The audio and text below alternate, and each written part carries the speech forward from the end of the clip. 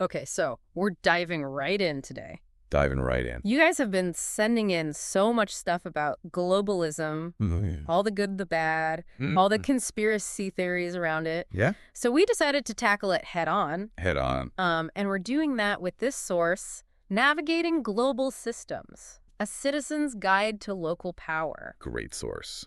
But we're not going to talk about shadowy cabals or, Right. anything like that. We got to cut through the noise. We're going to cut through the noise. Yeah. We want to see how these big systems actually affect us on an individual and community level For sure. and what we can do about it. What can we do? So first, Yeah. what even is globalism? Right. Because I feel like I hear it everywhere. It's one of those terms. But it's always so vague. Yeah, it's a very loaded term. Yeah. At its core, globalism is this idea that the world's getting more and more interconnected. Yeah. Goods, people, ideas, all moving more easily across borders. Hmm. And it's driven by trade, technology, international organization. Right. So think about the UN, the World Trade Organization. Okay. Or even just these huge companies pushing for the same rules everywhere you go. That makes sense. Yeah. So not necessarily some evil puppet masters behind the curtain, Right. but a lot of powerful players on a global chessboard. I like that, yeah. But do these so-called globalists actually control governments? Well, it's more about influence than control, I'd say. Yeah. Like trade agreements, for example, NAFTA, or the EU single market. Right. Those incentivize countries to play by certain rules Okay. to get those economic benefits. So it's not like some secret society giving orders. Right. It's more like leaders acting in what they see as their best interest. Exactly. Even if that means kind of going along with these systems. Yeah, and leaders, they have to respond to all these different pressures. Yeah. We've got global markets, treaties, Right. public opinion. Right. So it's really not this single puppet master situation. It's more like a whole puppet show with a bunch of strings. With a lot of different strings being pulled. Lots of different strings, yeah. That makes a lot of sense because you see like policies pop up in multiple countries at the same time. Exactly. Like suddenly everyone's talking about a carbon tax or social media regulation. Right. It can feel like there's Yeah. some coordination happening. That's what fuels those globalist conspiracy theories. Right. It's that hidden hand controlling everything. Yeah. But oftentimes it's less about a secret plan Okay. and more about shared challenges. That makes sense. Countries facing similar economic or environmental problems, they might end up with similar solutions. Right. It doesn't mean they're getting orders from some secret society. Right. It just means they're dealing with the same problems. Okay. So speaking of those theories, Yeah, let's address the elephant in the room. let's do it. The one world order. Oh boy. Is there really a single group calling all the shots? Yeah, let's be clear about this. Okay. There is zero evidence Right. of a single entity Mm-hmm. running the show. Got it. Yes, there are powerful individuals and groups that advocate for global cooperation, Right. but that's completely different Yeah. from some centralized one world order. But what about like the Bilderberg meetings? Right. The Trilateral Commission, Sure. families like the Rothschilds. Mhm. They're real, right? They're not just They are real. internet myths. They do exist, Yeah. but their visibility Okay. doesn't automatically mean they're carrying out a secret plan to rule the world. That's true. If anything, a true one world order would probably try to be a lot less obvious. Yeah. Good point. Good deal. So if not a secret cabal, Yeah. then who is shaping this global landscape? Well, it's not a single villain in a lair. Right. It's more like a network of powerful figures, Okay. institutions. Right. We're talking heads of state, Mm-hmm. central bankers like the IMF, Federal Reserve, Okay. CEOs of massive corporations Right. like BlackRock or Amazon. So no Illuminati, just good old-fashioned power and influence on a global scale. Pretty much, yeah. Okay. And they wield this power through boardrooms, lobbying, media, international organizations like the G20 or NATO, Mm-hmm. and their interests, they aren't always aligned. Right. They're going to bump up against each other. Exactly. You'll see governments clashing with corporations. Yeah. International bodies disagreeing. Right. Even within those groups, you'll have different factions. So it's a messy web of It really is competing interests. a messy web, yep. Okay, so what are those interests? Right. What do these globalists, Yeah, and I'm using that term, I know it's a loaded term. in quotations, Yeah. what do they actually want? Well, if we strip away all the, sinister interpretations, Mm-hmm. a lot of it comes down to stability and growth. Okay. Governments want trade deals to boost their economies. That makes sense. Corporations crave those predictable markets. And international bodies often push for cooperation on these global issues like climate change, pandemics. Sure. They want to create a world that works for them. Right. Whether that benefits everyone else is debatable. Now, what about the UN Sustainable Development Goals? Yeah. Those seem like a good thing. Yeah, on the surface, right? Like reducing poverty, clean energy, all of that. Exactly. But are there downsides to those goals? Well, let's look closer. Okay. Goal 8, for example. Okay. It's decent work and economic growth. Okay. Now, on a global scale, that means promoting policies that facilitate trade and investment, which sounds reasonable enough. But sometimes those policies end up prioritizing big businesses over small local ones. Okay. Think about factories closing in one country because labor's cheaper somewhere else. Yeah. Good for global growth, maybe, Yeah. but maybe not so good for that community that lost jobs. So it's not always some, like, evil scheme, but these well-intentioned global goals can still have downsides. Absolutely. Especially for people on the ground. Yeah. Which brings us to, I think, the biggest question. Well, I think so too. If these systems are so complex and powerful, what can we, as regular people, actually do? That's the big question. It can feel really overwhelming. Oh, yeah. That's where we shift gears. Okay. It's not about fighting some imaginary globalist boogeyman. Right. It's about understanding the real effects of these systems on our lives. Okay. And figuring out how to navigate them. Oh, yeah. And yes, even influence them. Okay, so less conspiracy theories? Exactly. More practical action? Practical steps. I like it, but where do we even begin? Well, first, you got to get informed. Okay. But not paranoid. Right. You have to understand the systems at play. Okay. The trade deals, the laws, the corporate lobbying, and stick to credible sources of information. Right. There's a lot of noise out there. There is. But we need to cut through it and focus on the facts. Focus on the facts. Yeah. So we need to be informed. We need to understand the forces at play. Right. But then what? Yeah. How do we translate that knowledge into action? Well, that's where this idea of localizing your power comes in. Okay. You see these big systems, they thrive on scale. But us as individuals, we thrive on the small stuff. So what does that look like in practice? The source material had some really interesting ideas about this. Okay. It talked about how communities in places like Cuba, they had to get creative during sanctions. Right. Building these urban farms. Interesting. Setting up barter networks. Okay. Finding ways to make do with what they had. Yeah. It's kind of like the necessity is the mother of invention. Exactly. Yeah. Necessity is the mother of invention. Right. And it got me thinking. Yeah. Even without some major crisis, Okay. there's a lot we can learn from that resourcefulness. What if we start building that resilience now? Okay. Even if things seem relatively stable. I'm getting a bit of a prepper vibe here. Right. But I see your point. I understand that. Yeah. It's about being prepared, not panicked. Right. We're not talking about, building bunkers, Right. hoarding supplies. Yeah. It's about taking practical steps Okay. to become more self-sufficient, less reliant on these massive global systems. So learning to grow our own food, six our own stuff, maybe even barter with our neighbors. Right. It's not just about being thrifty. Yeah. It's about having a backup plan. It is. It's about options. If things go sideways. Exactly. And, it can be empowering, too. Yeah. Imagine being able to provide for yourself Right.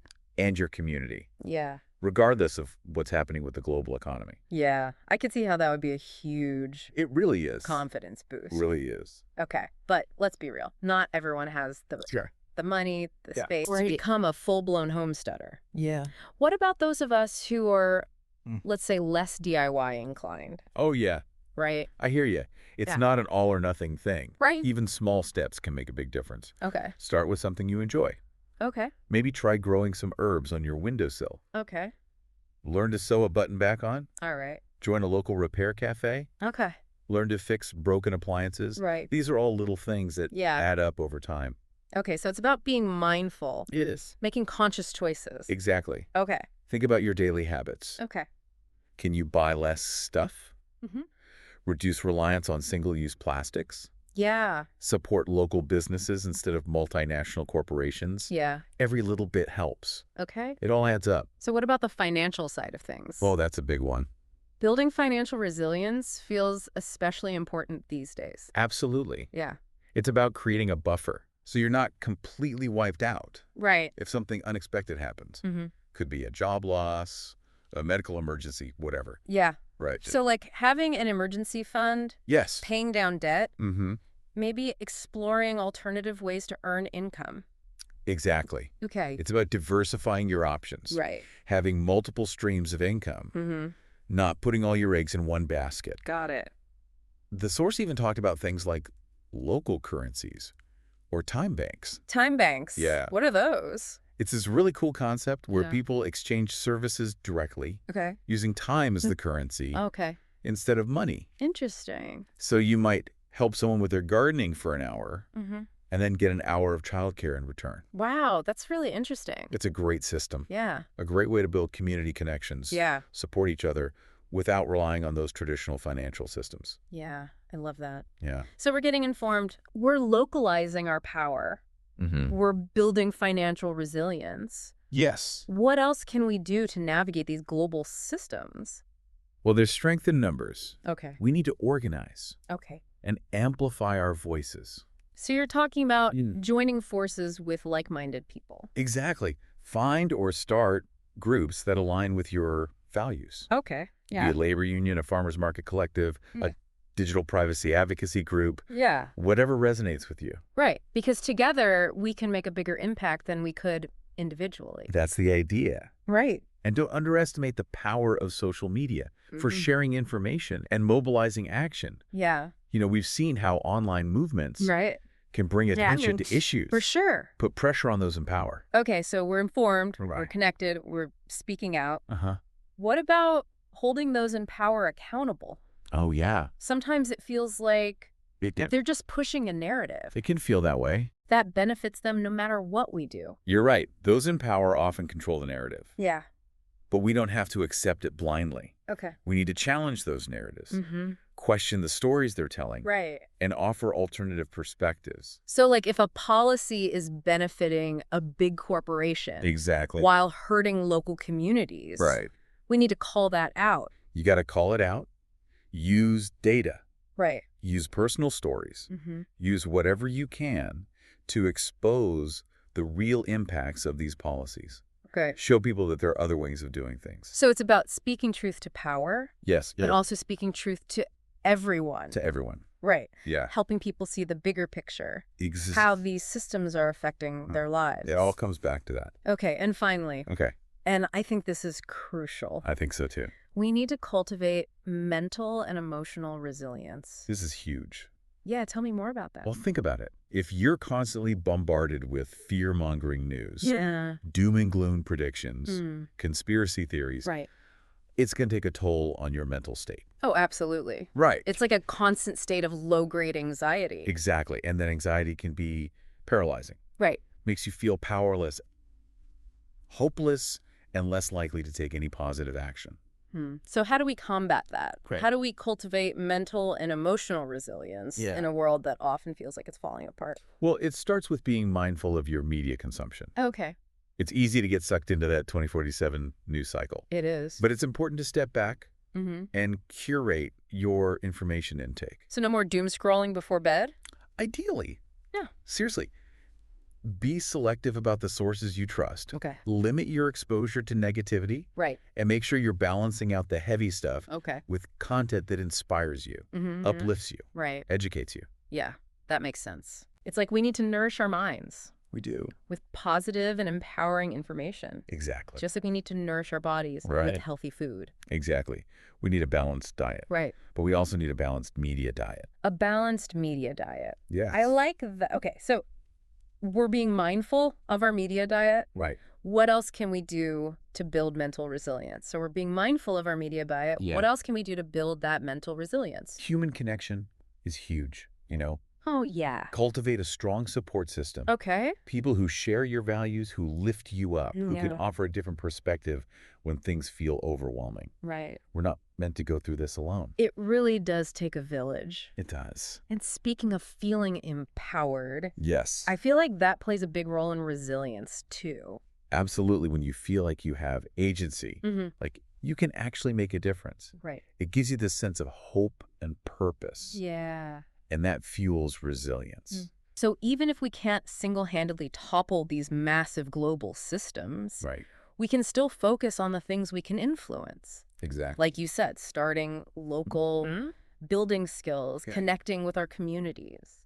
Those small acts of resistance, those everyday choices we make, Right. they add up to something much bigger. Yeah. It's about the ripple effect, Right. inspiring others, creating change, even if it's just in your own little corner of the world. I think sometimes we get so caught up in the scale of the problems Yeah, it's easy to get discouraged. that we forget about the power of small actions. For sure. But resilience isn't about being perfect Okay. or never feeling fear or doubt. Right. It's about acknowledging those feelings, Yeah. working through them, and then choosing to move forward anyway. So it's like a muscle.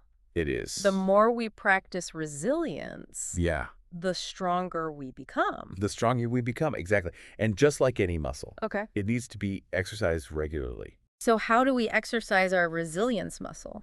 Well, it means stepping outside your comfort zone, Okay. challenging your assumptions, even embracing discomfort as a chance to grow. Oh, that's interesting. Right. Yeah, discomfort as a chance to grow. Yeah. Okay, my mind is officially blown. That's what we aim for. Yeah. But seriously, this has been such an eye-opening conversation. It has. We've gone from shadowy cabals to gardening to mental fortitude. Right.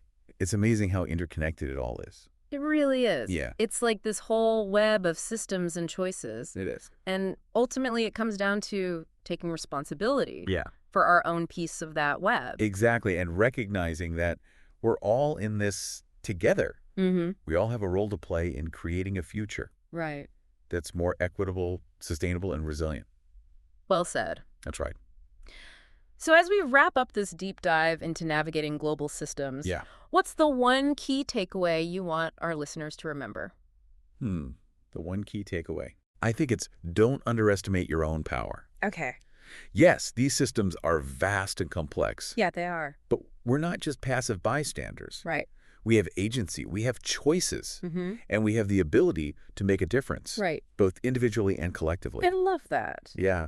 It's so easy to feel helpless I know. in the face of these global forces. It really is. But ultimately, we do have more power than we realize. We absolutely do. Well, on that empowering note, I like it. we'll leave you to ponder your own role in this intricate global tapestry. Yeah, think about it. Remember, knowledge is power, Absolutely. action is key, Yes. and resilience. That's our superpower. That's it. Until next time, deep divers, keep exploring, keep questioning, and keep building a better world, one mindful choice at a time. Love it.